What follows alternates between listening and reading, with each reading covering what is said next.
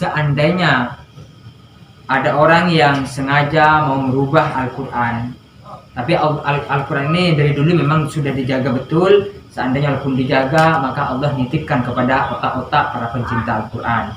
Maka tidak ada yang bisa merubah, bahkan menambah dan mengurangi satu huruf pun Al-Quran. Maka ternyata kalau diperhatikan, paling cepat kira-kira itu waktunya berapa bulan?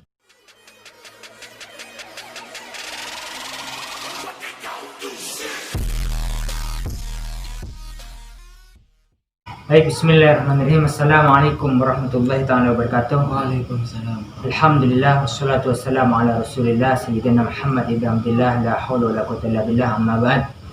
Sahabat YouTube dan pemirsa YouTube yang saya hormati, mudah-mudahan semuanya diberikan kesehatan, keselamatan, kemantapan iman, ihsan dan Islam ihsan kita, sehingga kita terus menjadi manusia yang terbaik, menjadi manusia yang berusaha untuk menjadi yang terbaik. Maka hari ini saya pertama, sebelum kita lanjut, sangat berterima kasih kepada subscriber ataupun orang yang telah membantu mengembangkan channel saya, yang telah mensubscribe. Mudah-mudahan Allah memberikan balasan kebaikan dan sesuai dengan niat-niat kalian semua. Dan yang belum bantu subscribe, silahkan dukung terus channel ini. Mudah-mudahan ini juga bisa berkembang dan juga bisa menjadi kemaslahatan umat bersama di masa yang akan datang, hari ini dan yang akan datang. Amin ya rabbal alamin. Baik, kebetulan pada saat ini saya juga kedatangan dan kita lagi bersama dengan salah satu pecinta Al-Quran, hafiz Al-Quran, yang alhamdulillah Allah menitipkan ayat-ayatnya, yaitu diberikan kepada seorang hambanya, di antaranya adalah Al-Ustadz Lukman. Maka dengan saat ini saya akan bertanya bagaimana cara praktis, cara mudah membaca, menghafalkan Al-Quran sehingga menjadi hafiz Al-Quran, dan insya Allah manfaatnya luar biasa. Baik, untuk efisiennya waktu, maka saya akan langsung bertanya-tanya mengenai bagaimana cara Al-Quran. Oke Ustadz, Assalamualaikum. Waalaikumsalam. Apa kabar hari ini? Alhamdulillah sehat. Oh ya, kebetulan pada saat ini banyak sekarang anak muda, bahkan orang tua pun menginginkan putra-putrinya menjadi salah satu hafiz Al-Quran. Tentunya lantas bagaimana cara mudah mempelajari sehingga bisa menghafal Al-Quran dengan mudah. Baik, untuk itu saya berikan waktunya kepada Ustaz. Bismillahirrahmanirrahim. Alhamdulillahirabbil alamin, wassalatu ala asyrofil anbiya wal mursalin, walhamdulillahirabbil alamin, amma ba'd. Sahabat, akhwafillah yang saya cintai semua, dalam rangka malam ini akan menerangkan metode ya, cara cepat bagaimana hafal Al-Quran 30 juz. 30 juz. Yang pertama yaitu kita mulai daripada niat kita, dari dalam hati kita. Sesuai sabda baginda Nabi, innamal a'malu binniyat. Jadi setiap pekerjaan yaitu tergantung niat kita. Kalau niat kita cuman main-main untuk menghafal Al-Quran, kalau main-main cuma untuk mungkin pengen dipuji dan sebagainya, jangan. Kita niatnya untuk menghafal Al-Quran lillahi ta'ala, dan niat bersyiar daripada Al-Quran dan hidup dengan Al-Quran, sehari-hari dengan Al-Quran. Baik, yang pertama yaitu contoh, misal dari ayat, cara cepat ya, cara cepat praktis menghafal itu, innalladzina kafaru sawa'un 'alaihim a anzartahum am lam tunzirhum la yu'minun. Nah, ini dalam surah Al-Baqarah. Jadi dalam Al-Baqarah itu usahakan dibaca berapa? 10 kali. Diulang-ulang 10 kali ya. Nah, setelah 10 kali bisa langsung ditakrir atau diulang-ulang kepada teman atau langsung ke ustadznya. Ya. Nah, setelah itu lanjut lagi ke ayat yang berikutnya. Khatamallahu ala qulubihim wa ala sam'ihim wa ala absarihim nishawatu wa lahum 'adzabun 'adzim. Sama 10 kali juga. Ya. Terus setelah itu lanjut lagi ayat-ayat sampai pada ayat yang terakhir. Di sini kami jelaskan bahwasanya Quran hafiz Al-Quran beda ya dengan Quran yang seperti kita biasa baca di kampung atau di perkotaan, beda, sangat beda. Kenapa kita jelaskan dari ayat ini? dari ayat 6 sampai ayat 16 ini sangat beda. Kalau yang memang untuk hafiz Al-Quran, kalau yang untuk yang bukan hafiz Al-Quran, wa ma kanu muhtadin ada di mana? Ada di sebelah sini. Jadi paling ke ujung dia, di sebelah kiri. Caranya bagaimana? Untuk cepat menghafal Al-Quran ya seperti itu. Dibacanya per ayat 10 kali sampai betul-betul memang masuk daripada otak kita. Sampai hafal bahasanya. Terus kemudian setelah hafal lagi satu ayat dua ayat disambung lagi dari pertama. Innal ladzina kafaru sawa'un 'alaihim a anzartahum am lam tunzirhum la yu'minun. Khatamallahu 'ala qulubihim wa 'ala sam'ihim wa 'ala absarihim isyawatu wa lahum 'adzabun 'adzim. Nah, ini sudah hafal berapa? Kita sudah hafal 2 ayat ya dari surat Al-Baqarah ini. Kalau dari dihitung dari Alif Lam Mim semua total 7 ayat kita menghafal. Wa minan nasi man yaqulu amanna billahi wa bil yaumil akhir wa ma hum bimu'minin. Itu sama 10 kali. Setelah itu sampai tashih betul-betul memang yakin hafal, langsung kita tes. Tesnya langsung, contohnya kita takrir sekarang. Nah, beda nih Quran. Coba ya saya praktekkan ya. Dari tadi kita praktek dari awal kita belajar cara cepat menghafal Al-Quran tersebut. Ya. Bismillahirrahmanirrahim. Innal ladzina kafaru sawa'un 'alaihim a anzartahum am lam tunzirhum la yu'minun. Khatamallahu 'ala qulubihim wa 'ala sam'ihim wa 'ala absarihim isyawatu wa lahum 'adzabun 'adzim. Wa minan nasi man yaqulu amanna billahi wa bil yaumil akhir wa ma hum bimu'minin. Bagaimana sahabat? Ini adalah sangat metode yang sangat cepat.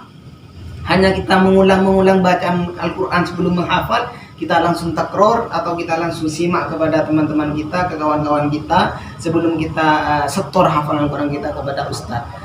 Contohnya kepada Pak Kiai kalau di pesantren ya, kalau di madrasah kepada kawan-kawan dan sebagainya. Dan ingat pesan saya waktu pertama kita bikin video awal tentang daripada pencinta Al-Quran, kalau sudah hafal bacalah Al-Quran di dalam sholat.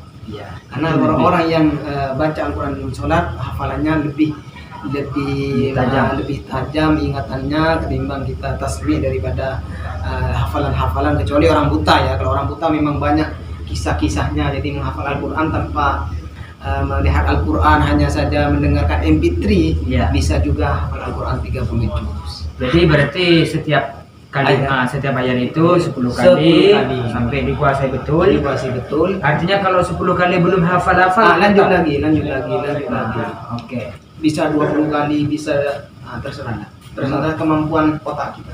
Oke, berarti benar enggak Ustaz kalau orang itu kadang untuk kalau cuma menghafal itu cepat, tapi untuk yang mempertahankan hafalan itu, yang mau merojaah itu yang berat katanya. Memang iya sulit. Karena apa? Kuncinya dari yang pertama yaitu adalah godaan pertama. Godaan. Mungkin digoda dengan perempuan kah? Digoda dengan pekerjaan sehingga dia lalai tidak membaca Al-Quran. Sedangkan target hafalan kita hari-hari, kalau yang sudah hafiz Al-Quran ya, ini maaf, yang udah hafiz Al-Quran itu target berapa? 3 juz. Ya. 3 juz. Memang itu harus target 1 hari 3 juz. Maksudnya apa? Kalau 3 hari 1 hari 1 juz, 3 juz berarti 10 hari berapa? Hatam ya. Nah, itu. Berarti jadi seperti itu. Maka caranya kalau menghafal dari ayat ke ayat 10 kali ulangan sampai betul-betul hafal. Nah, seandainya bayangkan sahabatku semuanya betapa banyak ini suatu saat ada pada masanya nanti Al-Quran ini, seingat saya pemahaman dan menurut pengetahuan saya, suatu saat nanti di akhir bahwa Al-Quran itu akan diangkat oleh Allah. Maka mungkin yang ini hanya tinggal tulisan saja. Mudah-mudahan seandainya ada orang yang sengaja mau merubah Al-Quran, tapi Al-Quran ini dari dulu memang sudah dijaga betul. Seandainya Al-Quran dijaga, maka Allah nitipkan kepada otak-otak para pencinta Al-Quran. Maka tidak ada yang bisa merubah, bahkan menambah dan mengurangi satu huruf pun Al-Quran. Maka ternyata kalau dipraktekkan, paling cepat kira-kira itu waktunya berapa bulan? Nah, kalau ambil metode saya di pondok yang sudah pengalaman ya, Iya. kalau otaknya cerdas, bisa 4 bulan, 5 bulan hafal atau 6 bulan minimal. Luar biasa. Kalau saya jujur, 30 juz berapa? 9 bulan saja. Oh gitu. Dengan metode yang tadi. Jadi terbukti. Tapi ada juga yang itu Lebih cepat lagi ada. Subhanallah.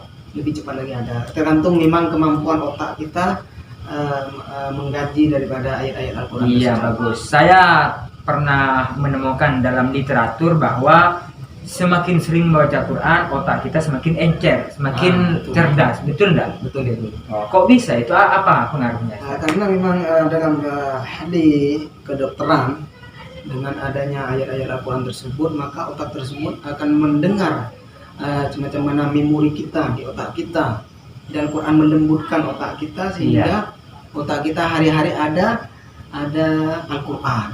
Tapi sebaliknya, maaf nih Iya. sahabat ya, ifillah yang saya muliakan semuanya, kadang-kadang ada kita nih, tetangga kita suka musik apa segala, jadi jangankan baca Al-Quran, ya kan, disuruh ini aja tidak mau. Nah ini kita harus niat dan kukuh daripada Betul.